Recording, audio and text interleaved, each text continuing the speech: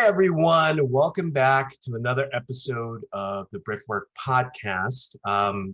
We've had a hiatus, and the reason is we're actually excited for a upcoming seed round, a capital raise for ourselves. So we're definitely going to be announcing that here shortly with links, and hoping early users, friends, family, and investors that we've spoken with in the past join us on that cap table. So we'll be announcing that very soon. So without further ado, wanted to welcome our guest for today is Michael de Jong. He is the head of business development at Meka Modular. Hey, Michael. Hi, how are you? Good. Okay, so now is the official start, and we were discussing a little bit right before, and even our initial call. So I'm super excited to have you on. I really think you're gonna provide a lot of value for our user base, which is going to be mostly residential agents, but not to say commercial agents don't also want to understand what they can do with ADUs, and we've been seeing that at scale. So, but I think the insight you provide, and there's another portion of clientele that we're just starting to address, is property owners. So it's funny, we initially have been targeting, agents, and then all we get now are email requests from owners that go, hey, so, one of my agents, introduced me to a BrickWork report, and they say you could do ADU, but, they were talking about one property. I have a few others. Can we get something from you guys? And so that's been a new thing. Obviously, it's just the property owners directly. They want to know what they can or can't build. So anyhow, with that being said, let's start off with your background. Tell me about yourself and also what you've been doing at Meka Modular. First of all, I'm head of business development at Meka Modular. I've been there for about 8 years. And I started 8 years ago with an industry that was very different than it is today. At least the expectations of the business are very different. I think several states have changed their laws, and modular has grown quite a bit. So that has been my involvement. Prior to that, I was into working for real estate developers in finance. And then also bridging the gap between the financial aspect of any property development, and then ultimately, how do you turn the product into a bite size? Let's say you do a sub-development of 500 units. How do you take all that financial information and make it on a one-to-one basis with the client? Because you have to obviously manage all the cost expectations. And that translates well into what I do currently, because the managing of expectations of clients is probably the most important first step in accepting a client, because you can tell pretty quickly what type of temper the client has and where they might be misunderstanding things. And even if you're very clear with the client and provide them literature and initial consultations, they often gravitate back to the misunderstanding. And that is just because it's a deep-seated belief that anything that comes out of a factory must be fast, must be 100% already scripted, blueprinted, if you will, and therefore why are there other costs involved? So that is what I do at Meka. Awesome. So just touching on that too, basically, we're talking about kind of this misconception from the clientele. So maybe you could clear that up, but let's back up here. So give us kind of let's just say a client wanted to choose one of the builds, and walk us through the process, beginning to end, but more broadly, and then we could kind of go into more detail about some of what you just brought up is the misconception. So, well, we divided it into 3 distinct parts, because if you try to go too fast or too slow, then you're going to miss a lot of points. So the 3 parts are really distinct. So we always introduce them to the first part, which is design, engineering, permitting. What are you going to build in your backyard? And then the second part is the fabrication and installation. And the third part is really the finance, because then obviously somebody has to pay for it. Right. We don't really deal too much with the finance because that's, people usually have their own bank or they're taking another mortgage on their property. If it's an ADU or if it's a developer, they have their own. We do provide some in-house finance. Having said that, the first step is the most important part because you have to first figure out what they want. And we do that as a preliminary. We do what we call project verification. What's the square footage? What are the elevations, etc. Now we have standard models on our website. And I would say those are placeholders because anybody who knows anything about architecture, design, and permitting knows that it's not like the car industry where you can make the Honda Civic and meet the DOT, Department of Transport, and then sell your cars all over the United States. There's just one, maybe a couple of sub-clauses. If you're in California, you need a special converter, catalytic converter. But you can basically turn on the production machine and you're selling those Honda Civics. In the modular business, it's not like that. Like for instance, the model you have behind us, behind you, is a Napa 600 square foot building. And to give you an example with that one, to the naked eye, that might look like, oh, well, that's one price. And so what is the price off the shelf? Unfortunately, that doesn't really exist. There's a starting price. Because as you know, it depends if there's a slope lot, is there a lot of trees, how do we access the property, what type of foundation is needed there, do people want decks around the unit, some people change the floor plan, some people need more glazing, i.e. windows. So even though there is a starting point, we don't carve it in stone. And the reason that is primarily is also because if you build something on a zero lot line, for instance, where you put it all the way to the boundary line of your property, let's say it's a fire lane or a back lane, then usually it's a fire lane too, which means you're not allowed to have windows most likely. So then even if the model has a window in the back, you would have to omit that. That's just one small detail, but those details start adding up really quickly. And so the preliminary thing we do when we do what we call project verification. Now, this is where the client already has an expectation. Then once that step is done, well, then you must be able to print a button. Hit a button in the factory and then this thing rolls out of the factory. Well, that's not true because now you have to basically go into permit. What does permit mean? It means that in the state of California, especially, you have to file a full set of drawings. That doesn't mean just a floor plan and elevations. You need to do all your framing, all the electric, any changes you made with the client because they needed specific wants and needs. The fire, the insulation, basically every detail for that building has to be filed. Then because it's made off site, you're not building it there, you're bringing it to the site, the factory has to be verified by a third-party agency because the government doesn't know what you did in your factory. So they license to a third party, a company that comes to your factory. They also want to see a set of drawings that specifically deals to your factory. So that's another step of drawings, right? Then you have the local permit, then you have the engineering, and then typically you need to also do MEP, which is mechanical, electrical, and plumbing, which typically at a site building is done at site, and you don't really have to hire an MEP engineering group.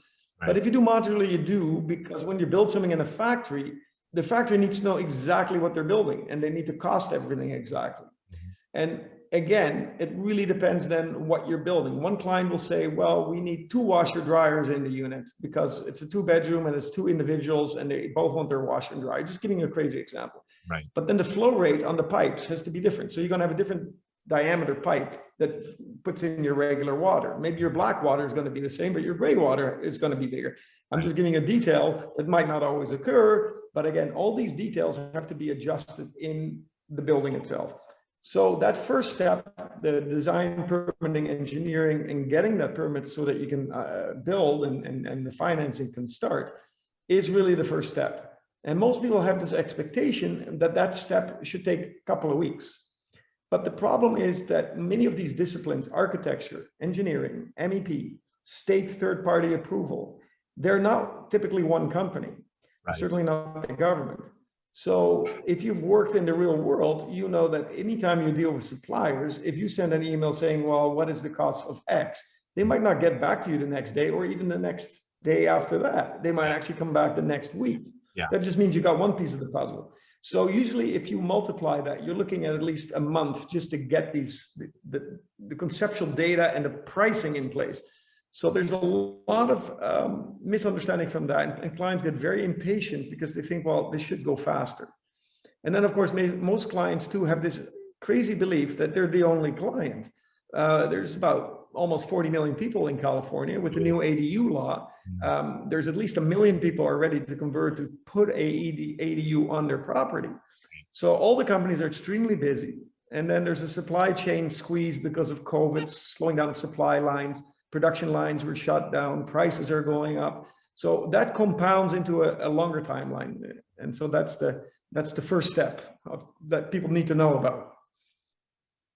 Wow. Okay. So we go from that into, I would say, getting the permits and then starting the build. So I know you had mentioned that maybe some clients have this aligned expectation that it could take just a few months to get one onto their backyard, when in reality, the average could be right around 6 months. And again, that's still is not firm, right? It could take longer, depends. There's a lot of variables. So now talk about, I guess, the state has set a rule that in most counties, they said, well, 90 days, even in the Bay Area, they said 90 days or you get your money back for, because it costs money to get your permit.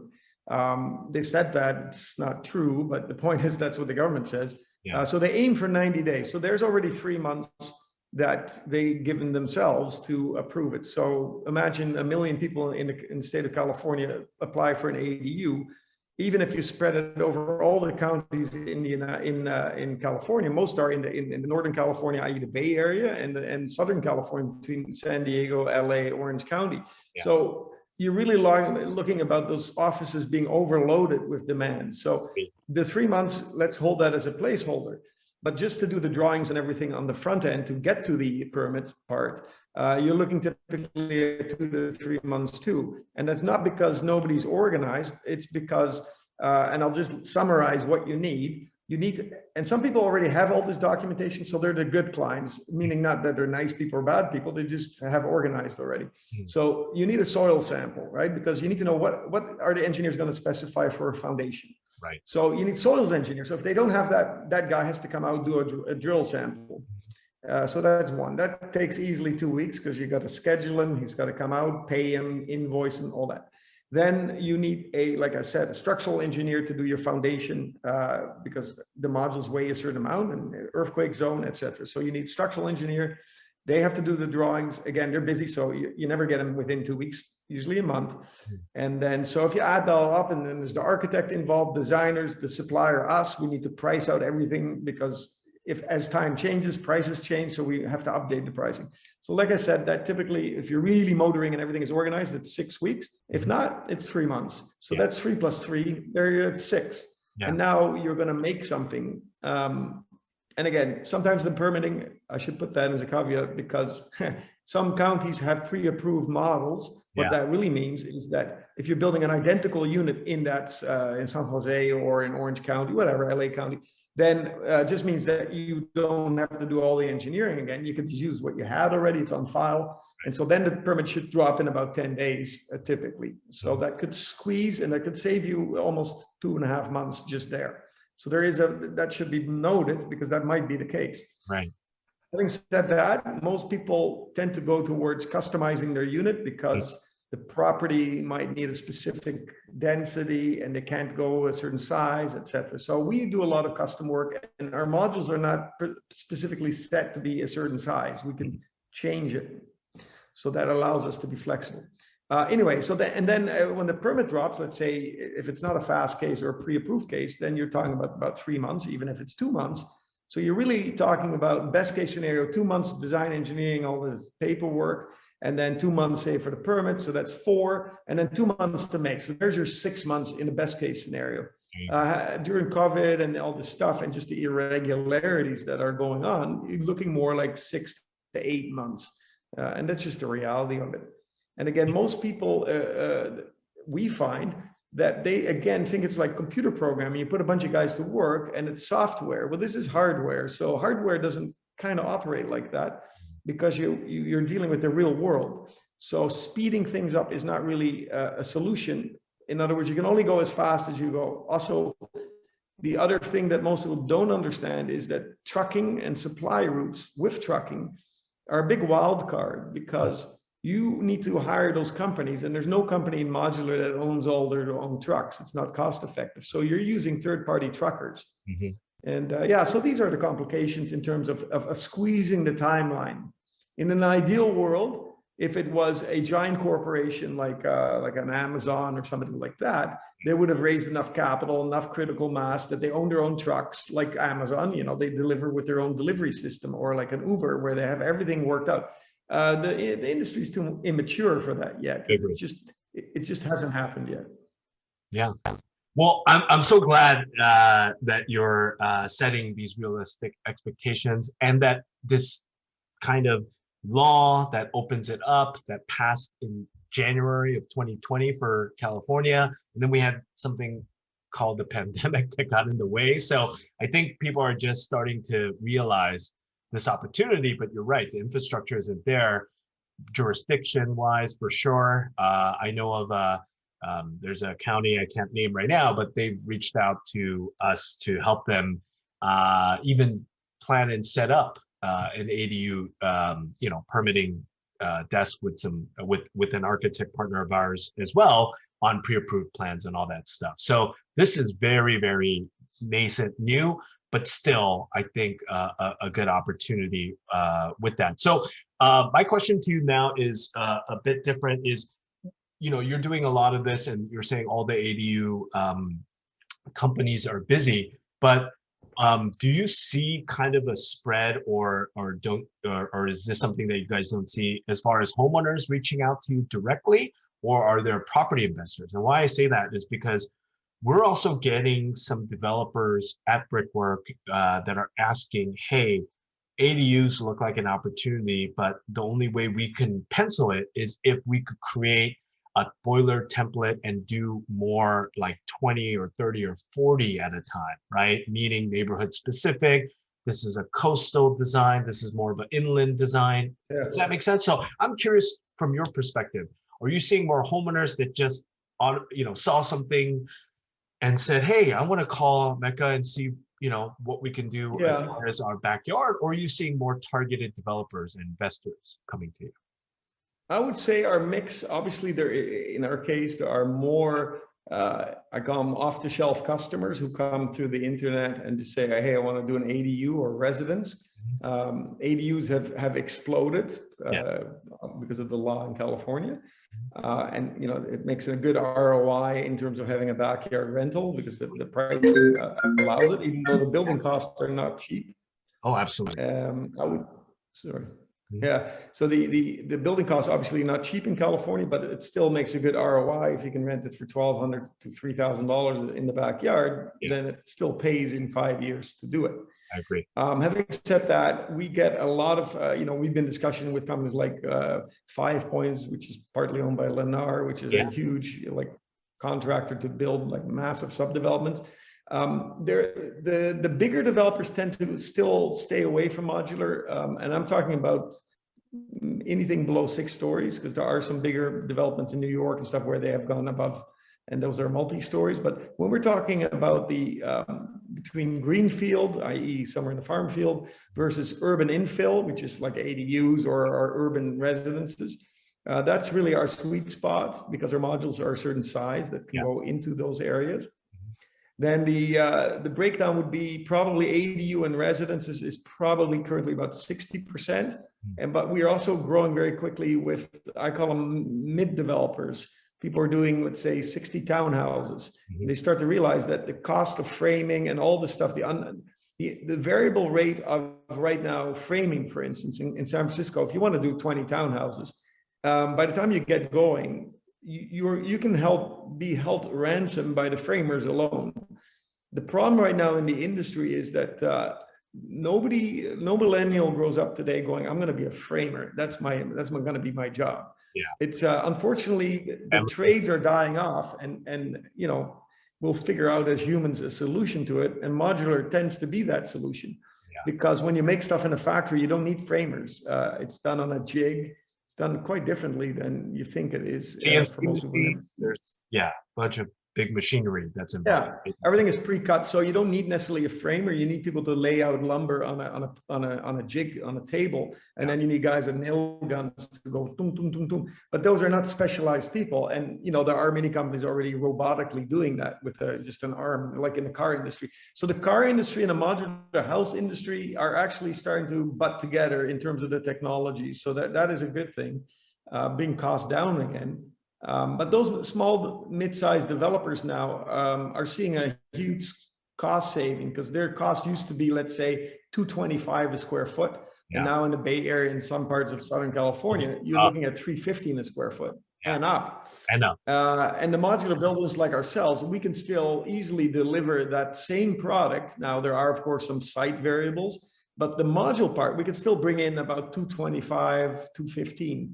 So that is, you know, and that doesn't include the installation and everything. But if they're organized at site, they can still get to a realistic point where their ROI, their cost of buying the land, financing, and putting infrastructure development in there still pays off. So we are seeing a big surge in that segment. And then within that 40% of the developer group, there's a much smaller subsection, which are people who are not necessarily developers. Maybe some must be developers because they know what they're talking about, but they've bought plots of land and they're putting in sort of communities, tiny communities. I call them COVID escapes. Yeah. So those are becoming very popular all over the country, actually. You know, anything from like 320 square feet to say 800 square feet, cabins in the wood, I call them. And that's becoming very popular now. Yeah, that's great. I'm a big, and us at BrickWork, we're a big proponent of anything that pushes innovation forward. And so you made a good point earlier that said there's a misconception that, we're not exactly a car industry because in the car industry, outside of certain states' regulations that you have to conform to, everything else is just the same product. You're always just innovating how to make those more efficiently at scale, right? Whether it's how many pieces to the car. And I think Tesla is trying to do a one mode system versus some others, which will obviously push innovation forward there. But the fact is, it's not. This is on terrain, on Earth, and there's different variables that come into play, let alone the client's preferences. And like you said, zero lot lines. And there's going to be much more variability where you have to on site determine what to build versus just some, blank cookie cutter design that you do mass, and somehow you have to squeeze that in and fit that into the house. Right? And I can interject with a comment saying that because we supply most states, in Virginia, for instance, or we're doing a project in Vermont right now. If you're in rural Vermont, you don't even need to get a building permit. It doesn't exist. That's true. Parts of North Dakota, you don't need a building permit. Yeah. So most people live in urban areas. They go, "Wow, that must be cool." That's a totally different United States than if you live in California in a populated area. So the differences between regions is just phenomenal, and and that causes a lot of misconception too. But pretty well in our state in California, it's probably the most regulated, most difficult, most expensive state probably in the world to build currently. I agree. I absolutely, and people always bring up New York, but I'm like, but New York is tiny and it's air rights, right? And it's not necessarily, it's more trading of air rights, which I think they're doing a great job of. But then California as a whole, agreed. So let's go into kind of, look, I kind of want to let, for us at BrickWork, we also are trying to give clarity on why ADUs are still a better option, even with some of the realistic challenges of what's going on with the jurisdictions being underfunded and not having staff and not being ready with the massive amount of requests for permitting. There's obviously going to be some delays, right? But overall, the only other option, where you're at in here is a small lot subdivision. And so I think a lot of our users don't understand, especially agents, how difficult it is to get. Some of them are thinking it could be 6 months. Jurisdictions, specific, maybe there's some rural areas where you can get a small lot subdivision within 6 months. I'll tell you what, in LA and the coastal cities, good luck. You're not going to get it in 6 months, right? It's going to take, I would say on average, even though you get the hearing after 12 months or a year, you're going to get conditions, you're going to get pushback, and you're going to have to meet again in 3 months and see if you've addressed those concerns. And so it could easily be 15 months, if not 18 months. Now think of that. If it takes a year and a half for you to get approval to divide your lot and add 1 unit, let's just see, very basic. Let's just say you're a single family, house, and you just want to add another unit. That could take 18 months just to get approval to do it and start work on it. And then that could take, again, another 6 months to build that. So you're talking about 2 years, and there's no certainty, meaning you literally, there have been small lot cases where you get up to the hearing, you get declined. So everything that you invested in, as far as, like you said, architectural, engineering, all of that stuff to prepare for that hearing and still get declined, was all out of your pocket. You still can't get a unit in the lot. So I think it's super important for everyone to know ADUs was created as a way to circumvent that. No more small lot subdivision, no more hearings, especially in the coastal cities where you're getting pushback always, almost always, right?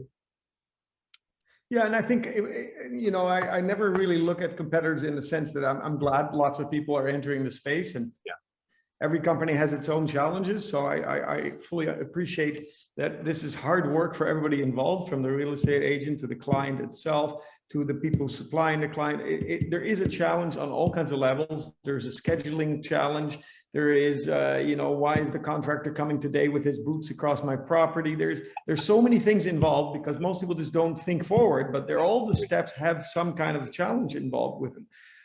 There is no perfect case, and there's no perfect company. What I would like to say is that the ADU is for the market a good solution. Our product has been positioned so that we are a nice looking unit, maybe too nice for some neighborhoods, but our thinking is that it's adding value to the property. In many cases, the ADU looks much nicer than the main house because the ADU is new, but it also commands a certain rental income. And I think overall, most people should look at it more like, okay, it takes you, even if it takes a year to build your ADU, you already been there for 10 years in your house, or even if you're a new homeowner and you just bought it, you got to think long-term. This is over 20 years that you're going to rent this thing. The return is going to be actually quite good. And that 1 year, the actual construction time, i.e. that people are across your property and doing things, is no longer than 3 weeks. The contractor comes there, he does a site improvements foundation. That might take 2 weeks, but actually physically being there takes them about a week, to dig and do all the stuff.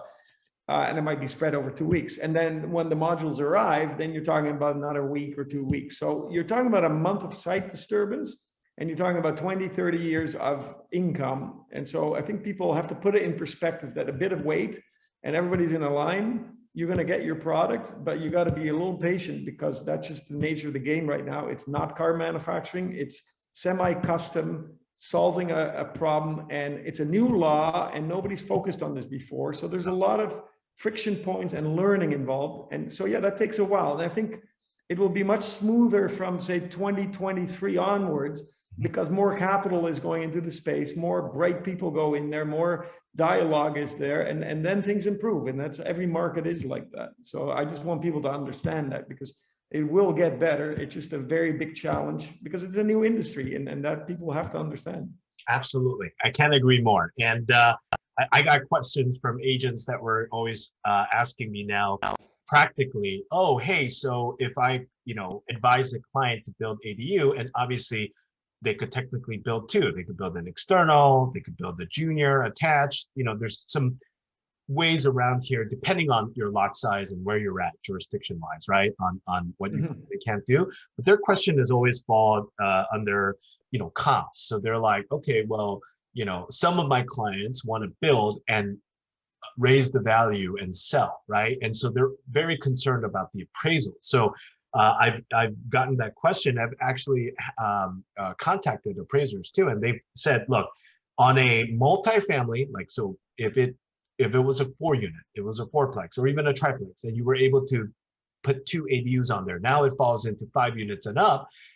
The way we appraise and come to valuation on those properties would be based more on income, right? And P&Ls and financials. But on a single family, if you were to put an ADU, that's still falling under what Fannie Mae, right, tells us is just comps. And so the challenge here has always just been certain neighborhoods don't have any comps that we could work with. So it's hard to put a immediate value on it. So like if you were trying to flip the property and say, hey, I built one of these beautiful Mecca Napa 600, you can get, you know, in this neighborhood, $2,000-$3,000 a month for, you know, for rental income. Why not? Now I want this cost that I put into it, 200,000, 300, whatever that number is, and I want another 2 or 3 above that, if that makes sense. Now they want the value to be 600 more, and the appraiser is saying, whoa, whoa, whoa, not yet, because we need more of these built with someone buying them all cash that didn't require the valuation to necessarily be there because they see the value obviously here. That sets precedent in the neighborhood, and then therefore there are more comps. Now everybody with an ADU can have just a normal appraisal that puts in the value of these. So that's something I wanted to share with you as well, is that's a big concern, because a lot of them might not be a homeowner that goes, well, I'll wait until the comps get there and then I could actually see valuation, versus some of the flippers that just want to build as many as possible, as big as possible, and see a profit margin on that. I think it's the flippers are not, obviously they're not organic. Residences and neighborhoods grow because of, you know, because they live there, not because they flip. And so those are artificial values. But if you're near a college or some kind of place where people need, or there's retired people and there's lots of, you know, they used to be called granny flats in the backyard. So they, or a bunkie. So people have different perceptions of what it is, but it's now the style and the function of them. I think it's like more like a coach house. It will be a nice addition. If you have a nice looking main house and you add this, I think it's only a positive, and I think the numbers will speak for themselves, because there is a housing shortage, and there's certainly a housing shortage of decent quality living. We're talking the Bay Area, it's very obvious because the prices are so high. You rent I mean, anywhere in the Bay Area, but let's say you're just on the BART line, you're going to look at $3,000-$4,000 for something not that nice. You know? I mean, maybe you get 1,200 square feet, but you're still like, it's not that nice. So if you're adding a 1,200 square feet ADU, hey, even if it costs you 300 grand, you're going to pay that back with a rental income of $3,000, $4,000, maybe $5,000 a month, depending where you are, of course. But that pays back pretty quickly if you think about it. Because you had no land. See, the real key is that most people who are lay to this industry is land acquisition cost. The ROI has to do between developers. They can buy land and then they buy it in bulk and they subdivide it so they get some volume. But if you're just a little guy and you buy a raw piece of land, your cost of developing is much higher than if you're doing an ADU, because you already got the land sunk, you already have paid part of your mortgage. So your actual financing cost and then your return is actually always better than doing a raw project. Right. I can't agree more. I think I'm just trying to address some of these questions and concerns and misconceptions about ADU. Just spitballing with you or brainstorming too, while you were talking about the aging population. I know LA City here locally has like an ADU accelerator program where they're basically trying to house, you know, the age, anybody 65 and up, I think is a minimum qualification there, right? And they're gonna offset the rental income for a studio, 1 bedroom, 2 bedroom to the property owner if they open it up for that program, which I think is great, right? I think it's a first step. But my thought process here, I don't know if you want to kind of come in on this, is so I read a news article. Overall, California has probably generated 13 billion for the homeless crisis, meaning through measures, to tax increases, you name it, right? They generated 13 billion. But the net result of that money is just not even really even tackling the problem, right? So they've done units locally here in LA at 500,000 a door, right? And so I think that's insane, right? They could have brought that cost down so much more by doing this. So what are your thoughts about taking or allocating a lot of those funds that are already there, bonded, right, and access to, and just having the cities offer, hey, you know, we need space units now to homeowners. If you want, we can offset the build costs of this. The only thing is, we'll, as the government, build and spend our money to build one of these in your backyards with a contract that says, but we need access to the space for our, and again, I get it. Homeless, like, no, I don't want homeless in my back. You know what I'm saying? Like, there's that obviously thing, but however way they could kind of phrase this, right? To say low income, or we're going to offset, or we have some housing, but we're going to have safety measures here. We're not going to just put transient people in your backyards to, you know what I'm saying? Like, there's going to be a process of screening and security, but we do need the units. So can we build some of this, and we'll, need it for X amount of years, and afterwards we'll be out. It transfers to you, if that makes sense. I think you have to, I'm not very versed in the social community adjusting and social welfare, because unfortunately I've never really studied that. But I can tell you what I know of it is that the key, I was once a millennial. I mean, we all were at 20 at one point. And, I didn't have any capital to buy a house. And it occurred to me many years ago that the real problem is the financing part, because getting the capital. And I think if governments did the right thing, they should set some of that reserve capital they have for public housing, build some communities, and not have them for sale, but I would call them lease to own or rent to own. See, all young people have a problem is, where do I get my base capital? Yeah. And so it's very simple. If they created communities of, affordable housing, and because nobody wants to do affordable housing, developers don't like it because they can't make any money, and they have, shareholders and all that. They need to see a return of 30-40% at the end of their year. And if they don't have that, so that they can't do it. Governments can do it, but the cost of return should not be there. In other words, there should be no profit expectation. And if you can do it like a non-profit, then you can do it modular, and then you take the units. But the problem with rental units is, and low income, is that people don't have pride in it because it's just a rental. But if you turn that around, I'm a firm believer that if you own something, you'll take care of it. If you rent a dog, it's not your dog. If you rent your kids, they're not your kids. But your kids, well, not all parents, but you'll take care of your kids because they're your kids, your responsibility. So if you're responsible for your little rental flat, but you know that you're going to own it in 20 years, as your last rental payment is your final payment, then there is a real incentive. And I would say that those kind of programs should be explored more, because then there's a lot of modular builders who can provide the product. They're not long-term capitalists. They're just making a product and they're selling a product. So for them, it doesn't matter. And developers, and I would say that, again, this is changing very quickly. And I think our company is doing something in that sphere, where the software and the hardware is merging, just like anything else.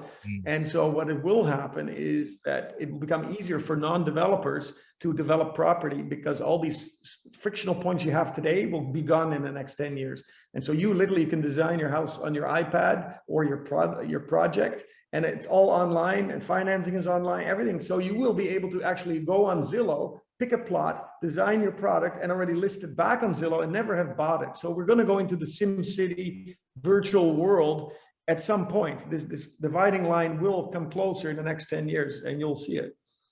I can't agree more. I actually spoke to somebody who's kind of in the forefront of that, which is, I think this company is BIM Quote. And he was a builder, and he supplied big builders like Lennar. And he was saying the same thing, where it's working backwards. You get building, but then you get input on what's going in there at the end, and then you got to go back and change it. Why don't you upfront tell the customer, which is the home builder, a 3D model of everything? I mean, from engineering to architecture to all the pieces. You could just expand the house, like even this, and just expand it by component and piece, and tell them, the hardwood, this is the framing, this is that, and then let them choose in advance. But it's all done within architectural and engineering standards. So it's not like them, messing with the rendering, and you're like, wait a minute, it doesn't make any sense. I would say Autodesk, Autodesk is a big player, and they're very smart people. So they all have a bunch of products, and they're all BIM. But the next step is really to integrate the client, the BIM, and then the back end, the factory, all that software you need also to go back to the actual physical supply chain. So it's like, Look, it took the car industry from the 1960s onwards, and the Japanese played a huge role in improving manufacturing cars. This is going to go through a similar cycle, except it's going to be multiplied, exponentially going to be faster, because the software, the AI, the number of programmers and number of capital dollars are just larger now than ever before. And there's communication gaps they had in the 60s you don't have anymore. So those things are all going to shrink in timeline. So I'd say within 5 to 10 years, you're going to see a whole different way of doing things very quickly. Exciting stuff. I have to, by the way, I have a dead stop exactly in 2 minutes. Yeah, no worries. I was just going to get to that. So I thank you so much. Really, really insightful conversation, Michael. I think you're going to provide so much value to our users. And again, just for the users that are, or the everybody, the audience is watching, our relationship with Meka is that, you know, at BrickWork, we now have launched the ADU. We're due diligence, we're land use consultants, essentially. That's where we stop. All we're trying to do is introduce this and also have the jurisdictional overlays in mind so that you understand the nuances per neighborhood on what you can and can't do. But we'll design it in Revit, meaning just we're going to go in Revit and give you max ROI potential and 3D model that for you, but we can't build it. So what we're trying to do is feature Meka on future reports we're going to work on, so that you now, for your clients, or if you're a homeowner yourself, you can see what's max potential, but then now you can have a conversation with Michael and Meka on what makes sense that's specific for your needs. And again, it's all has to be customized. So I'm really excited for this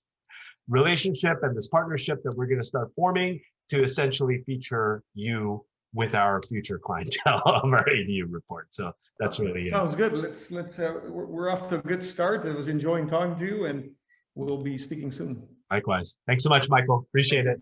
Thank you. All right. Bye-bye.